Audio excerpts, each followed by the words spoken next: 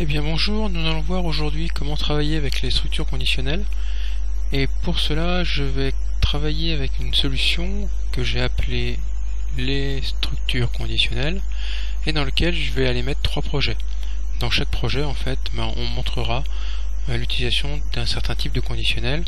Le premier projet que j'ai créé, qui s'appelle conditionnel simple, et en fait va vous montrer comment on utilise le if classique, tout simple, sans préciser ce que l'on doit faire lorsque la condition n'est pas réalisée. Donc petit rappel, les conditionnels c'est quoi? C'est la possibilité de préciser à votre programme ce qu'il doit faire lorsqu'une condition est vraie ou éventuellement lorsqu'une condition n'est pas vraie. Vous avez pour ça 3 structures, la plus simple étant le if simple, le if tout court on va dire, le if prédisant que si la condition qu'on va préciser est réalisée, est vraie, donc c'est une expression booléenne, si la condition est vraie, alors un bloc d'instructions, composé de une à plusieurs instructions, va être exécuté. Cette structure a une limite, à savoir que vous ne précisez pas ce qui doit être fait si la condition n'est pas réalisée. C'est-à-dire qu'en fait, si la condition n'est pas réalisée, le bloc d'instructions que vous avez écrit dans le if ne sera pas exécuté. Mais il n'y a rien de spécifique à faire lorsque la condition n'est pas vraie. Alors pour vous montrer ça, on va utiliser un programme assez classique de saisie de notes. En fait, je vais saisir une note, et si la note est supérieure à la moyenne, j'afficherai un petit message. Ça veut dire que si la note est inférieure à la moyenne, j'afficherai absolument rien. Donc l'utilisateur va se trouver avec un programme qui demande une note. Il va saisir une note inférieure à la moyenne, et puis après on va lui dire appuyez sur une touche pour terminer. C'est pas très joli, mais ça vous montrera les limites du if. Par contre, sachez le if seul suffit largement dans une majorité des cas. D'accord ? Ne pensez pas qu'il faille absolument utiliser la structure complexe. On verra qu'il y a des cas où la structure complexe s'impose, mais il y a des fois où le if simple suffit. Donc je vais faire ma saisie. Donc saisissez votre note. Et donc je vais faire un note égale. Je vous rappelle qu'ici on travaille sur du numérique. Et donc on est obligé de passer par une action de conversion. Car le read, lui, n'utilise que des strings. Donc on va convertir en décimales le console.readline.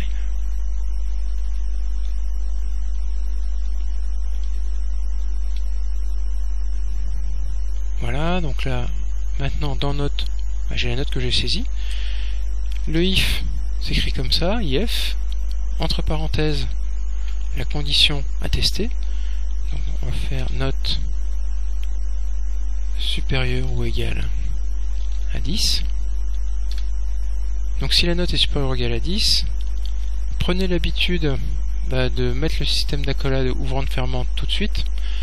Je vous rappelle que si dans le bloc d'instruction exécuté, donc là où je suis, donc là, si ce bloc là est composé d'une seule instruction, vous pouvez vous passer les accolades.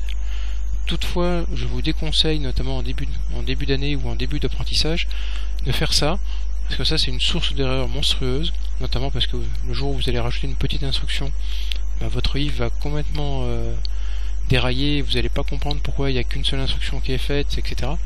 Donc prenez l'habitude, même si les puristes diront que c'est pas bien, prenez l'habitude de mettre accolade ouvrante, accolade fermante, avant même d'écrire les instructions qui sont là. Même si dans le if vous n'avez qu'une seule instruction, je vous demande en début d'apprentissage, de mettre le système d'accolade. Si après vous vous sentez plus à l'aise et que vous maîtrisez mieux, on supprimera les accolades uniquement, je vous rappelle, s'il y a une seule instruction. Dès qu'il y en a deux, vous êtes obligé de le faire, mais en général c'est vraiment une source d'erreur. Donc forcez-vous à mettre accolade ouvrante, accolade fermante, sans vous poser la question combien j'ai d'instructions derrière. Donc ici, si la note est supérieure à la moyenne, je vais faire un petit message simple, bravo. Voilà. Petite remarque sur les points-virgules, il y a un point-virgule là, il n'y en a pas ici, d'accord? Après le if, jamais de point-virgule. Pas de point-virgule derrière les accolades. non plus. Voilà, donc si la note est supérieure à 10, j'affiche bravo, et après, bon, je vais fermer tranquillement ma fenêtre avec le message dont vous avez l'habitude.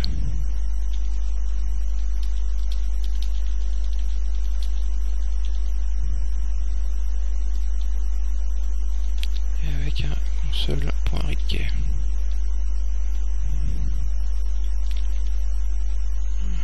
Si je mettais mes deux parenthèses correctement, ça irait sûrement mieux. Voilà.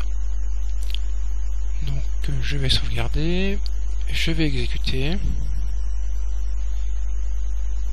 Donc pas beaucoup de surprises, saisissez votre note, hein, il exécute ça, je vais saisir 8. Voilà, il se passe rien. Donc comment l'ordinateur travaille, on verra bientôt comment travailler avec le debugger, parce que c'est quand même, le debugger est un outil en fait qui vous permet de suivre la trace l'exécution de votre programme.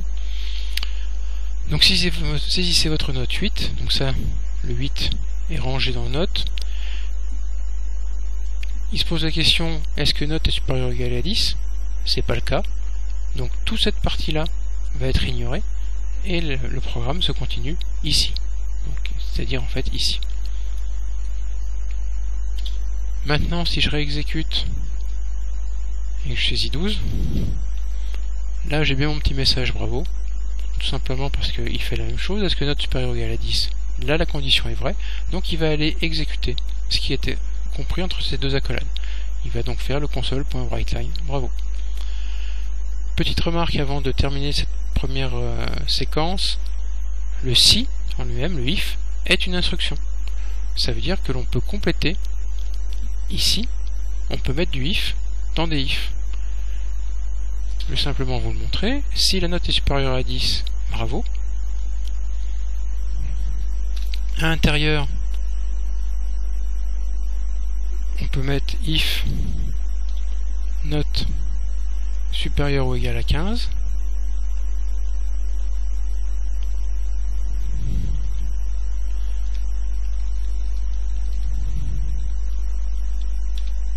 Et de nouveau, demander d'écrire des choses. Vous voyez que là ça devient un peu plus complexe à lire et à comprendre. Ce que je vais faire pour vous montrer ça, le console. Le bravo je vais le mettre ici. Là je vais mettre simplement un console.writeLine, excellent.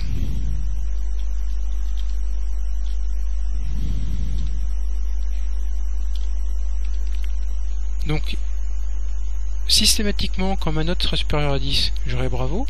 Si j'ai saisi 12, je vais bien rentrer dans ce bloc qui est là. Mais par contre, j'exécuterai pas ça, parce que ma note n'est pas supérieure à 12. Petite démonstration. Je saisis 12, j'ai bravo. Il a testé ma note par rapport à 10. Il a vu que la note est supérieure à 10, donc il rentre dans ce bloc là. Je vais remettre ça. Il exécute donc le console.writeLine, bravo. Il va regarder la note, il regarde si la note est supérieure ou égale à 15. C'est pas le cas, donc il ignore ce bloc là. Il reprend le programme ici. Bon là, il n'y a plus rien à faire. Il ferme, il continue jusqu'à trouver l'accolade fermante. Il aura terminé le bloc correspondant à la note supérieure à 10 et il continuera le programme.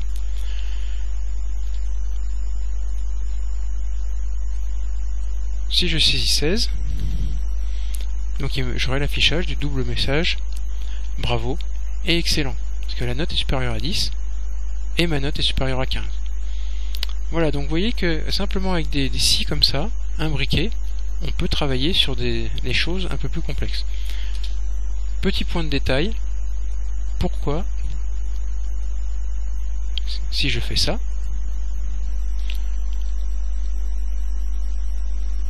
ça va marcher tout aussi bien. D'accord? Par contre, et c'est là où les puristes vont intervenir, si je saisis 12, j'ai bien que bravo, et si je... Oui, donc quand il y a ça, vous mettez oui. Hein. Simplement, il a testé qu'il y avait une modification du programme. Si je mets 16, bravo, excellent. Alors pourquoi les puristes vous diront que ça, c'est pas bien? Tout simplement parce que ici vous êtes dans le cas supérieur à 10. Si vous avez saisi 8, c'est totalement inutile d'aller, après avoir testé cette note supérieure à 10, de refaire le test supérieur à 15. Si vous n'êtes pas supérieur à 10, vous ne pouvez pas l'être par rapport à 15. Donc c'est-à-dire que vous allez faire un test en trop par rapport à ce que vous pourriez faire. Donc ça veut dire, on va dire, votre programme n'est pas optimisé. C'est facile à comprendre, hein. Si je saisis 8, je ne suis pas supérieur à 10 et je suis forcément pas supérieur à 15. Donc c'est pour ça. C'est le seul cas, en fait, si vous voulez, où la séparation des ifs, comme ça, le fait de ne pas les imbriquer, fait que votre programme n'est pas optimisé. Donc, mais s'il y a un cas où c'est pas optimisé, c'est-à-dire que globalement, votre programme n'est pas optimisé. Donc, en toute bonne logique, ce test-là, je dois le mettre là. Parce que si je suis supérieur à 10, je suis peut-être supérieur à 15. Mais si je suis pas supérieur à 10, c'est même pas la peine que je regarde le supérieur à 15. Donc là, si j'ai 8, je fais qu'un seul test au lieu de 2 si j'avais sorti mon if. Alors vous allez me dire qu'avec la puissance des ordinateurs actuels, un test de trop, c'est pas très grave. Je suis entièrement d'accord avec vous. Sur un cas simple comme ça, quand vous faites des traitements lourds, quand vous parcourez des bases de données avec des milliers de lignes et que vous faites des tests comme ça, vous verrez très rapidement en milieu professionnel que la différence d'optimisation se ressent en secondes voire en minutes. Et ça c'est important parce que le temps CPU d'une machine coûte de l'argent. Donc prenez l'habitude d'optimiser, pas forcément dès la première écriture, mais par la suite. Donc pour l'instant pas de panique, on n'en est pas encore à faire des programmes top optimisés, on verra ça tranquillement au fil de l'année, mais c'est quand même un point sur les si là, sur lequel il faut être sensible et sur lequel on reviendra dans les différents programmes et différents exercices qu'on pourra faire ensemble. Merci.